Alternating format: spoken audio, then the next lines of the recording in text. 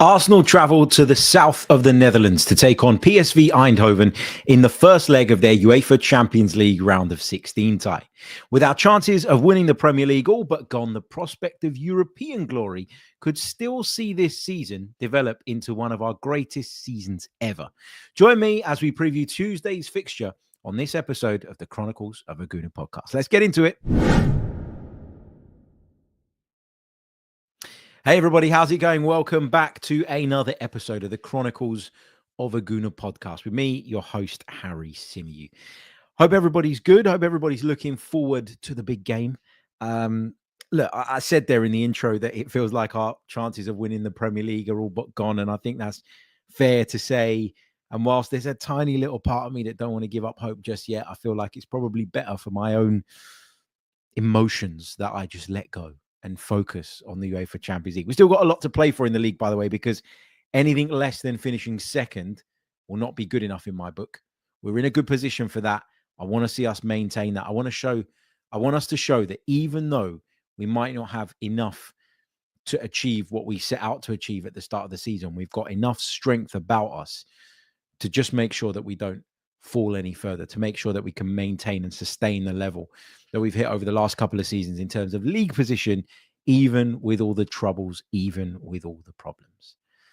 On the Champions League, I'm really hyped up. Like I'm always buzzing about the UEFA Champions League because for me as a supporter, I've never seen Arsenal win it. It's the one thing that I've never seen Arsenal get their hands on. To be fair, I've not seen Arsenal get their hands on the League Cup either. I was 3 years old when they last managed that.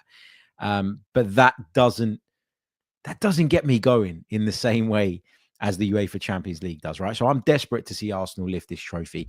And while we're in it, we have got a chance. This still has the potential to be one of our greatest seasons ever. When I say we've never been crowned champions of Europe, I'm talking about the big one. Not the one that West Ham sing about, for God's sake. This is the one. This is the trophy that always even eluded the great Arsene Wenger. So I'm desperate to see Arsenal have a good crack at it. And listen, for me, there's something magical. There's something special about playing the likes of your Bayerns, your Real Madrids, your Barcelonas. And you always get people that go, oh, well, we want to avoid them. And obviously you do because you want to go as far as you possibly can in the competition. But when you do get drawn against those sides, I do look at it and go, well, this is what the Champions League is all about. So, look, I'm not going to sit here and talk about what comes if we manage to get past PSV, because I, for one, am not writing them off. I think they're a really dangerous opponent. And if we were fit and firing and had everybody available, I probably would be allowing a tiny bit of myself to kind of look ahead and go, we might just set up that amazing tie that we're all dreaming of against Real Madrid. But because of where Arsenal are at in terms of the injuries that we have, the issues that we have, our current form, it's very, very difficult for me to look past the PSV tie. And I don't think you should. I don't think you should as a coach. I don't think you should as a player. I think as fans, it's natural that you do that to a degree and at certain times and at certain points. But I think also we got to be really, really careful as well, because I think if we search our heart of hearts and look deep down, we'll all know that this Arsenal team are quite a way off of what they have been over the last couple of seasons for various reasons. And so this tie against PSV Eindhoven, it's not a given. It's not a given at all.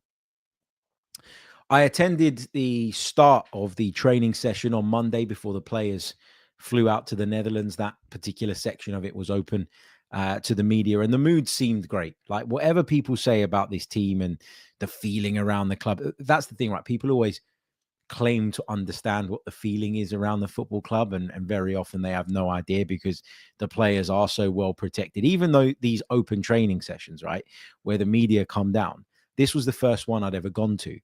We were so far away from the players. Like, you can't possibly read into much from that distance. But what was audible were the laughs, were the shouts, in terms of, like, obviously a bit of banter between the lads. You could tell that there was a camaraderie. You could tell that they had kind of just let loose. And it was a nice sort of session, I think, that the coaches put on just to kind of get everybody into the right zone, right frame of mind, a bit of an icebreaker at the start of the session.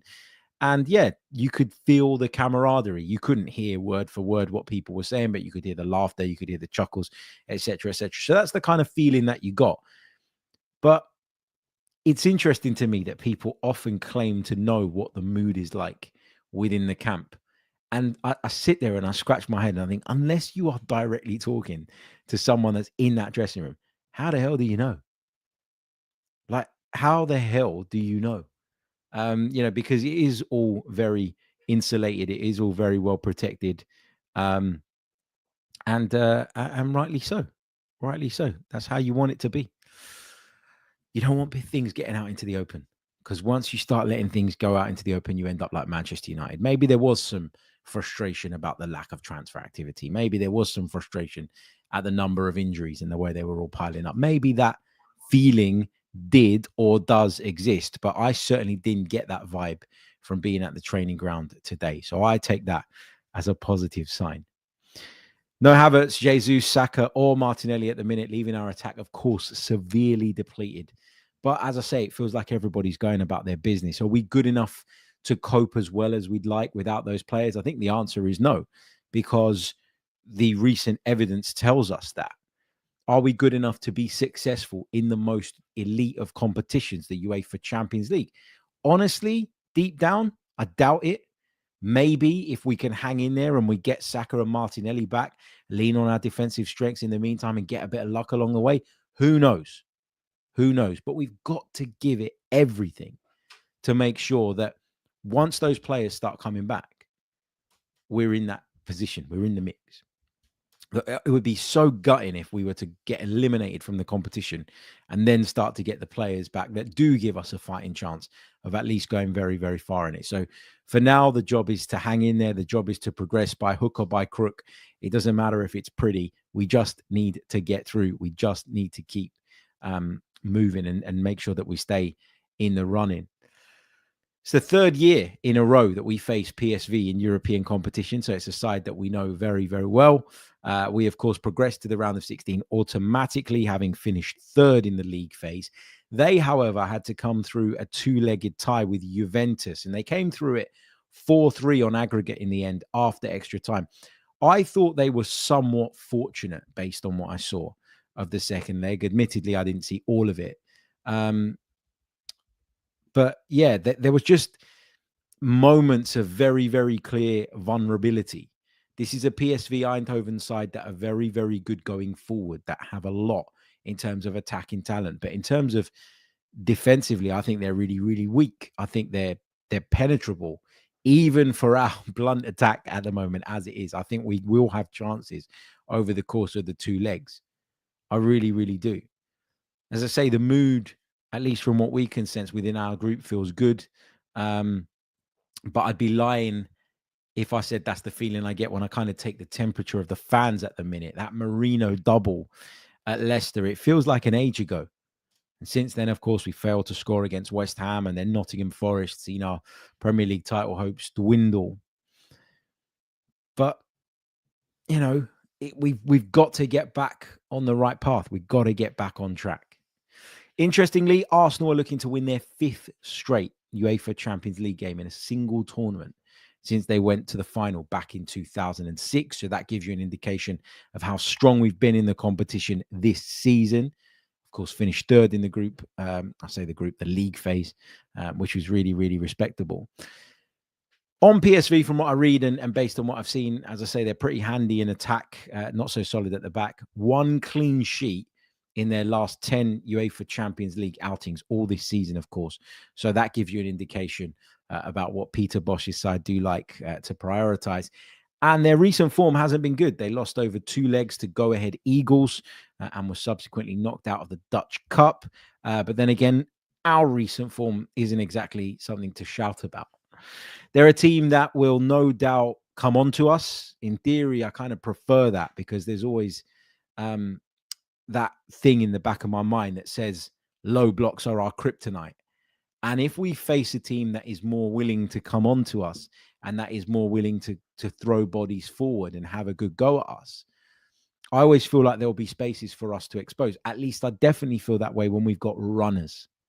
And one of the big problems that we've got in the absence of Saka, in the absence of Martinelli, and in the absence of Kai Havertz, who makes quite a few runs in behind as well, we just don't have those types of players.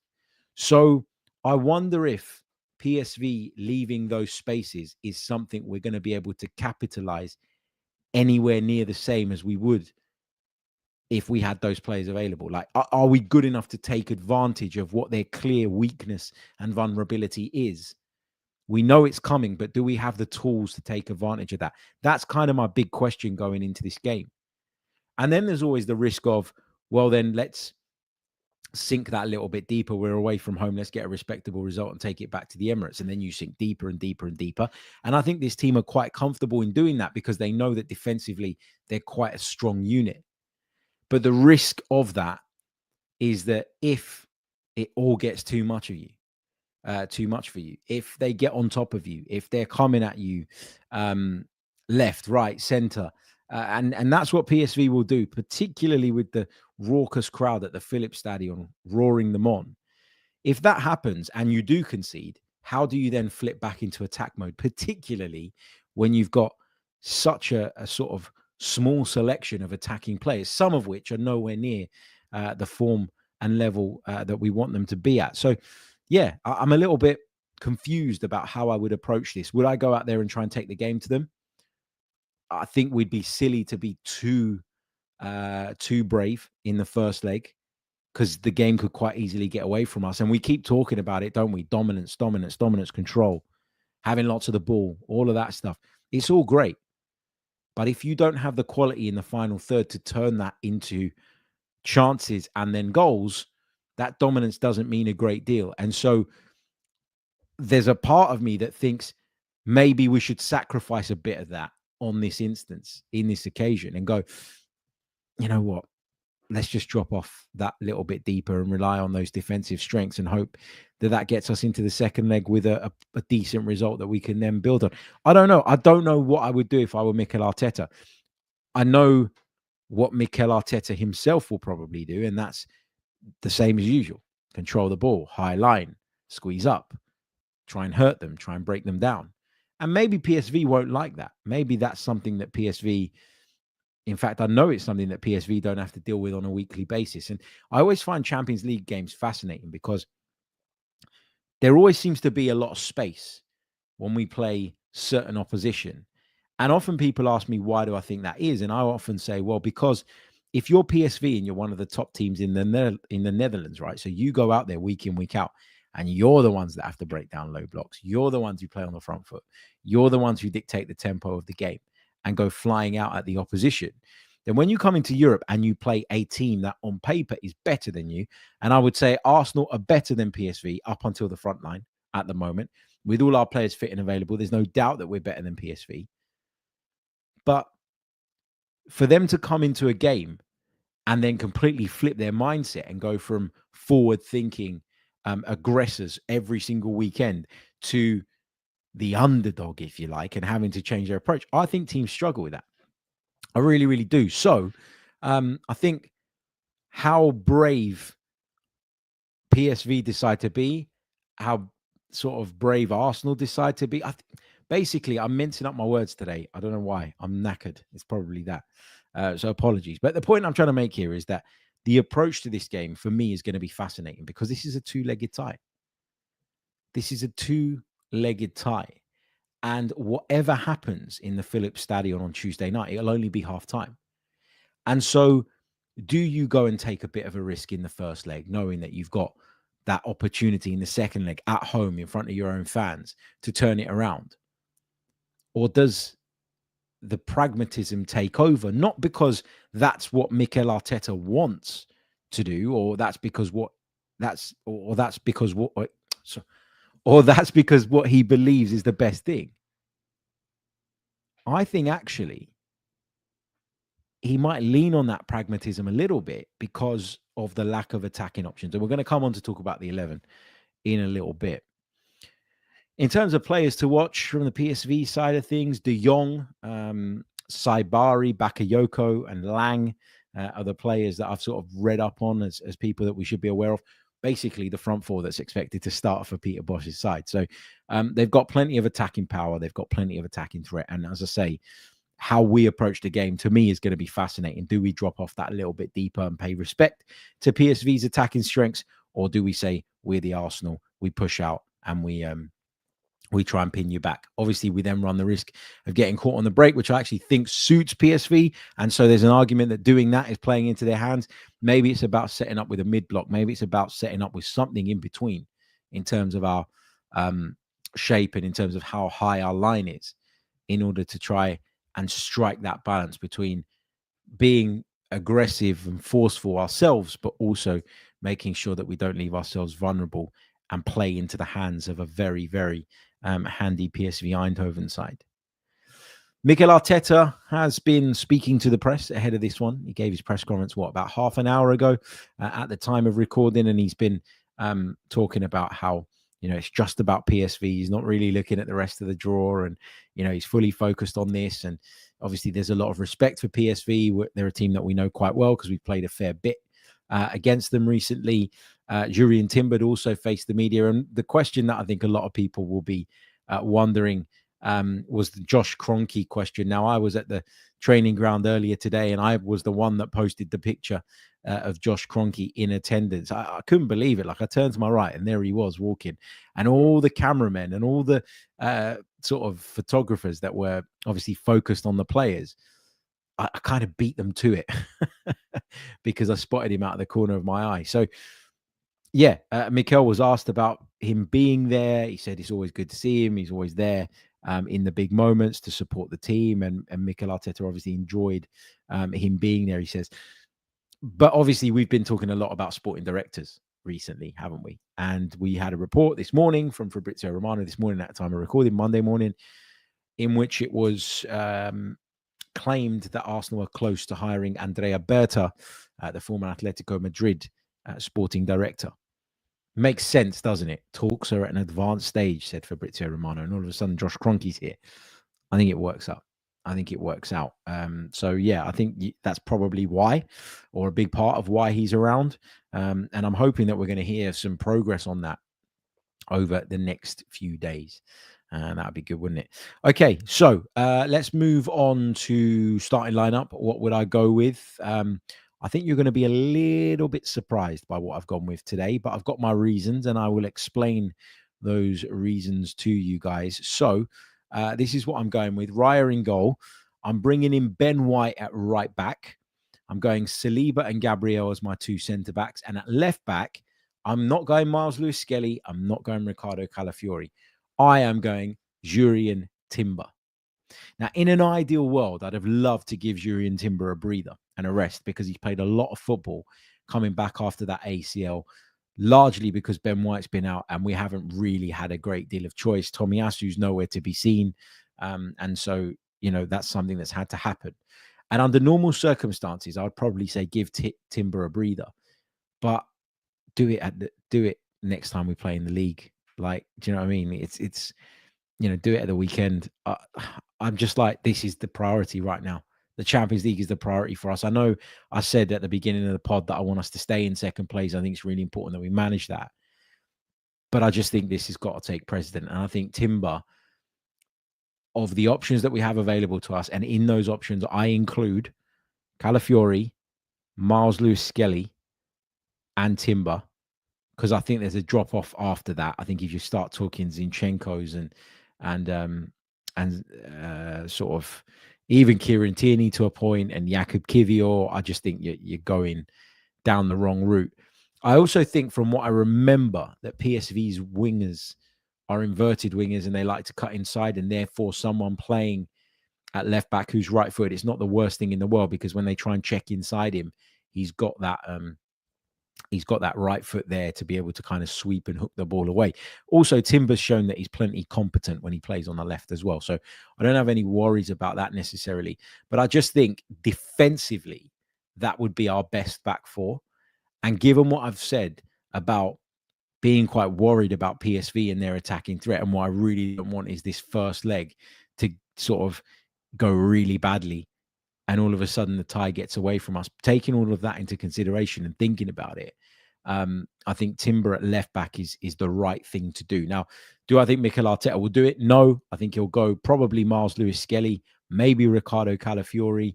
But if it were me, I'd just make that slight tweak and slight adjustment so that I could put out my best back four. And it might not be the best balanced back four, but it's certainly the best defensive back four, I would argue. In the midfield, I'm going with Partey, Rice, and Odegaard. I'm going Nwaneri on the right. I'm going Raheem Sterling over Mikel Merino, but I'm not playing Raheem Sterling on the left or on the right.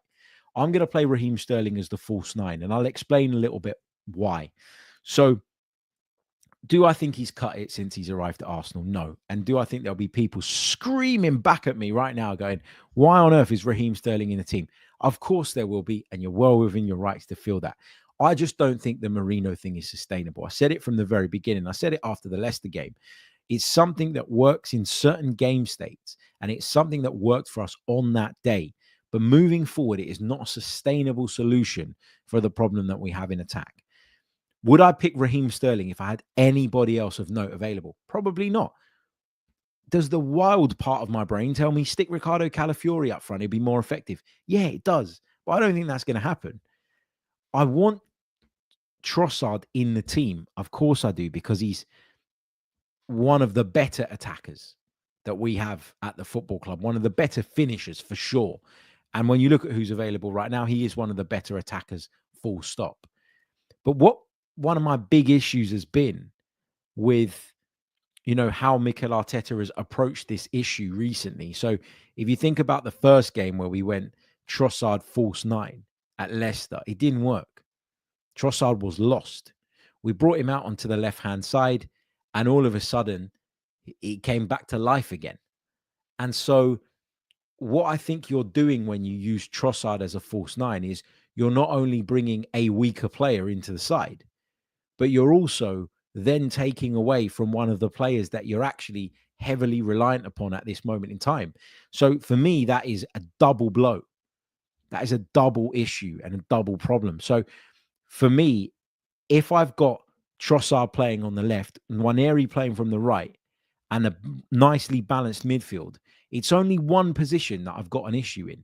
And if Sterling plays there and doesn't do well, you hook him, and later on in the game, you bring on Marina. You want to chuck Calafiori up there, as some have suggested, chuck Ricardo Calafiori up there. Do whatever you like. But my issue is that I don't want to disrupt more players than I need to. And Trossard is far more effective off the left than he is when he's playing through the middle. And so if I can get a Leandro Trossard that is 15, 20% more effective than the Leandro Trossard that we've seen in recent weeks, that is worth putting Raheem Sterling into the team for.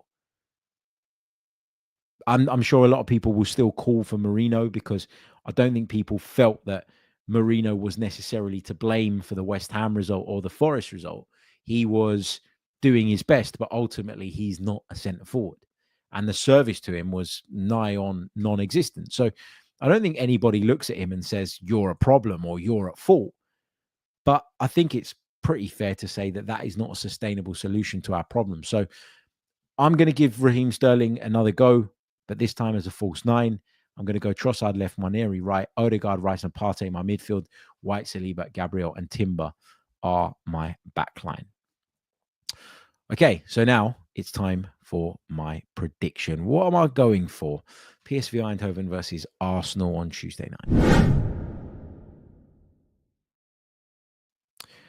I'm going to go for, and you're not going to like this, PSV 1, Arsenal 0. I think we're going to lose. I think they'll have too much for us, and I just can't see us scoring goals at the moment. So that's what my head is telling me. My heart says we're going to go there and we're going to win 1-0 and bring it back to the Emirates, and then sort of make it as nervy as humanly possible in the second leg, but eventually scrape through. But I think, yeah, I worry about where a goal is going to come from for us. I really, really do. I can't see us keeping them out just because of how good they are going forward, at home, crowd on side, etc., etc. But if we could limit the damage to PSV 1, Arsenal 0. I'm not saying you should go out there with that attitude, by the way, or with that mindset. But quietly, I think if I were manager, in the back of my mind, I'd be thinking, okay, this is going to be tough. This is going to be difficult. But a 1-0 defeat is something that we could turn around, and it's a result that is certainly salvageable going into the second leg next week. So, yeah, that's what my head's telling me. PSV 1, Arsenal 0. That's my prediction for Tuesday night's game. I am going to leave it there because I've got a dash, but make sure you get your thoughts on the lineup, and you can pull mine apart by all means in the comment section. I'd love to hear from you. Like the video, subscribe to the channel if you're new, if you're listening on audio. Please do leave us a review, and I will see you all on the next one. Hopefully, we'll be waking up on Wednesday ready to talk about an Arsenal victory in Europe. That's what we like to dream of, isn't it? Up the Arsenal. PSV away. Let's see how we do. Cheers.